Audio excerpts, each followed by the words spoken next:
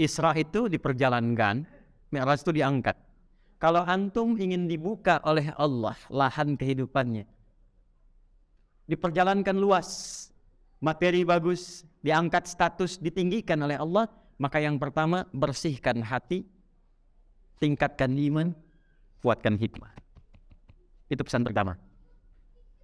Dua, agak cepat.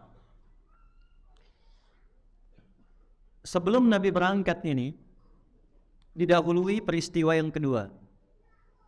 Meninggalnya istri beliau tercinta Sayyidah Khadijah radhiyallahu taala anha dan paman beliau Abu Thalib. Saya mau bahas sedikit saja ya supaya masuk ke bab rumah tangga, karena nanti Isra Mi'raj itu mengajarkan kerukunan dalam rumah tangga. Bab yang keduanya. Siapa Sayyidah Khadijah? Pertama, nasabnya mulia. Ketemu dengan Nabi di Qusay nanti nasabnya. Sayyidah Khadijah binti Khuwailid bin As'ad bin Abdul Uzza bin Qusay. Sayyidah Khadijah radhiyallahu ta'ala anha binti Khuwailid bin As'ad bin Abdul Uzza bin Qusay. Bertemu di Qusay dengan nasabnya Nabi Muhammad sallallahu alaihi wasallam. Muhammad sallallahu alaihi wasallam bin Abdullah bin Abdul Muttalib bin Hashim bin Abdul Manaf bin Qusay. Ya. Nah, kalau sudah jelas nasab ke Qusay, ke Nabi Adam juga jelas. Jadi satu secara nasab mulia.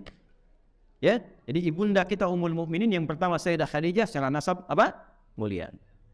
Hadisnya Al-Bukhari, kitabnya Badul Wahyi.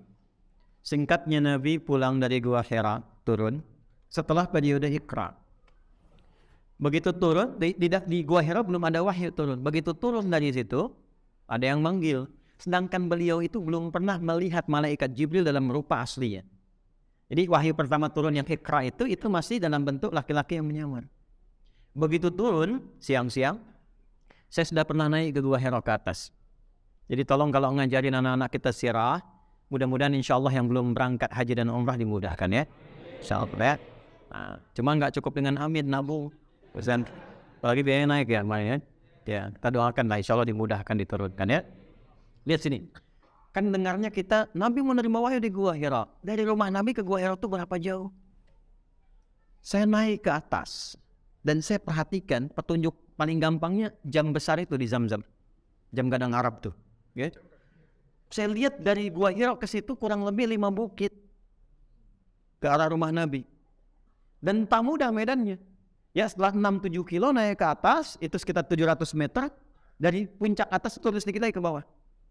Nah, dari atas ini ketika turun siang-siang, turun ke bawah itu, ya, nanti kita bisa membayangkan. Makanya Nabi kan mengatakan, ya, misal salah satu ya, kalau ingin dikaitkan gitu, Allah mencintai mukmin yang kuat dibandingkan dengan yang lemah kan?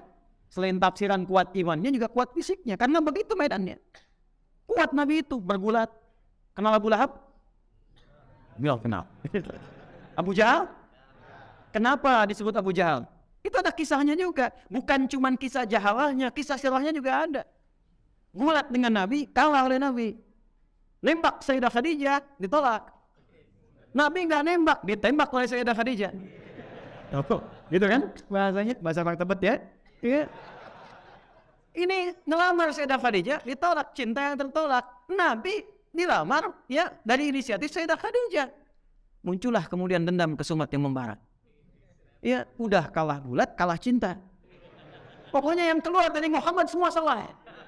Itu maka dikenal dengan jahal. Kalau ada orang bodoh, ini bapaknya.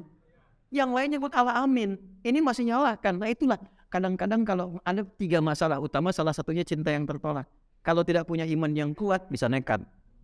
Ya, pasang status. Balik dulu. Turun nih dari Gua Hira, tengah-tengah siang tiba-tiba ada panggilan. Ini hadis selesai. Muhammad. Nengok kanan ada orang, kiri kosong, belakang kosong, ke atas.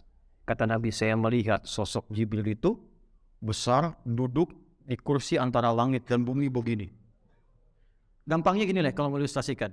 Pulang dari sini, kan tadi ada yang mau nyampe subuh kan? Misal jam 3 pulang nih, keluar dari sini lewat Eco Park tuh, tiba-tiba ada yang manggil. Ya.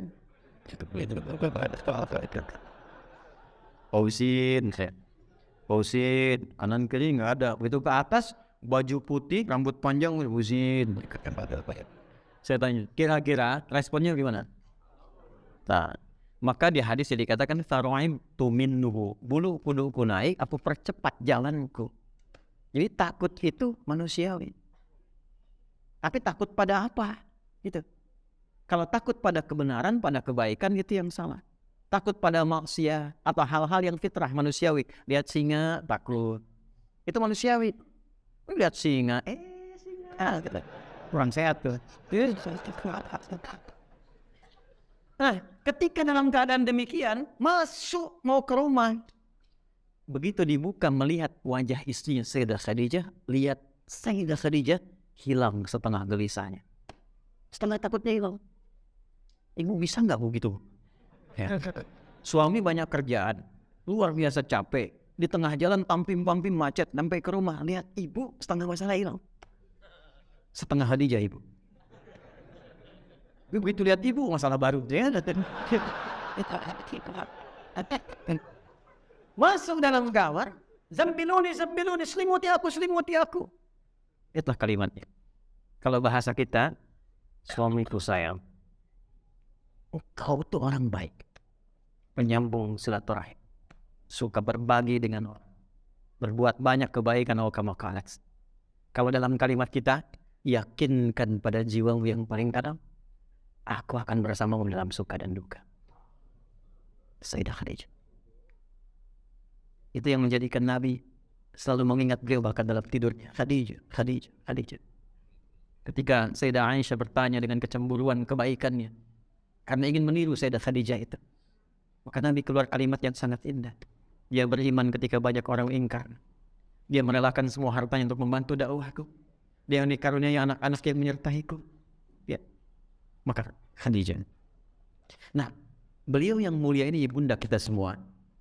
Ternyata dari sejak sebelum menikah dengan Nabi, itu sudah rajin belajar. Dan sudah tahu berita viral akan datangnya Nabi. Beliau sudah menyiapkan diri. Ya. Dan persiapan itulah yang diberkati oleh Allah, diberikan taufik. Karena itu didahului dengan suami pertama dan kedua untuk menyiapkan penambahan hartanya guna membantu dakwahnya Nabi. Sayyidah Khadijah kurang kaya apa bu? Kaya banget. Bahkan level 3 kebangetan kayanya. Kaya banget kebangetan kayanya. Tapi semua kekayaannya beliau paham fikihnya. Ini modal saya untuk mencari ridha Allah. Maka seketika meninggal itu, yang di luar pamannya bentengnya Abu Thalib juga meninggal. Singkatnya, semua meninggal, Nabi berjuang sendirian. Saya tutup babnya, ya saya langsung ingin pada 2 kesimpulan. 1, kadang-kadang kita punya orang dekat dan kehilangan itu. Dan menjadikan jalan kita lebih berat. Tapi fikih Islam mengajarkan, kadang-kadang kalau ada yang terdekat di antara manusia pergi dan hilang dari kita, boleh jadi itu tanda sayang dari Allah karena ingin membantu kita langsung. Oleh lakukan tidak melalui perantara makhluk lain. Jadi kalau Anda, maaf ya, proyek hilang, ya, ada sesuatu yang disayang hilang, boleh jadi Allah ingin mengganti dengan yang lebih baik langsung dari Allah, tidak melalui perantara manusia. Jelas? Baik.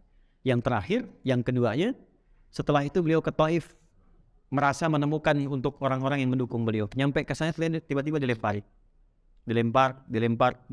pakai batu berdarah-darah. Dibentengi oleh anak angkat beliau, ya Zaid bin Harithah radhiyallahu taala anhu. Singkat, berdarah, istirahat di bawah naungan satu pohon. Ada seorang pendeta menawari minuman dan bebuahan dalam satu riwayat. Maaf, malaikat penjaga 2 bukit Taif datang. Mengatakan, ya Muhammad sallallahu alaihi wasallam, kama qala, angkat tanganmu ke langit. Mohonkan kepada Allah supaya aku menghimpit semua yang melempar engkau itu dengan 2 bukit Taif sekalian. Apa kata Nabi? La fa'innahum qawmun la ya'lam. Tolong jangan lakukan. Mereka melakukan itu mungkin karena belum tahu saja. Aku bermohon pada Allah, kelak di tempat ini ada orang tua, laki-laki, perempuan, tua muda, besar kecil, yang mungkin kelak akan bersyahadat asyhadu an la ilaha wa asyhadu anna Muhammadan. Lalu perhatikan kalimatnya, perhatikan baik-baik. Ini yang ingin saya tutup. Ila man takiruni, ila qaribin yulimuni, am ila ba'idin yubdhini, fala ubali, ma lam takun 'alayya ghadiban. La haula wala quwwata illa billahil aliyyil azim. Ya Allah, setelah perjalanan yang bahkan melukai dan melelahkan fisikku ini, kemana lagi Engkau akan tugaskan aku? Apakah tempat dakwah ini dekat dari sini dan di situ aku akan dilukai kembali? Ataukah masih jauh jaraknya aku tempuh dan di situ pun aku akan dilempari kembali? Aku ikhlas. Sepanjang satu saja Engkau tidak marah dengan la haula wala quwwata illa billah. Tidak ada daya dan upaya kecuali karena pertolongan. Boleh jadi dalam kehidupan kita ada yang tidak ideal yang kita rasakan. Mungkin ada celaan, mungkin ada gangguan, mungkin dalam pekerjaan bisnis ada hal-hal yang tidak kita senangi. Serahkan semua kepada Allah. Prasangka baik, atasi dengan kemuliaan. Jangan cepat berpikir yang tidak baik. Boleh jadi itu cara Allah untuk mengangkat kita ke tempat yang lebih baik dari sebelumnya. Justru karena doa Nabi itulah tiba-tiba datang undangan untuk menunaikan Isra dan Mi'raj.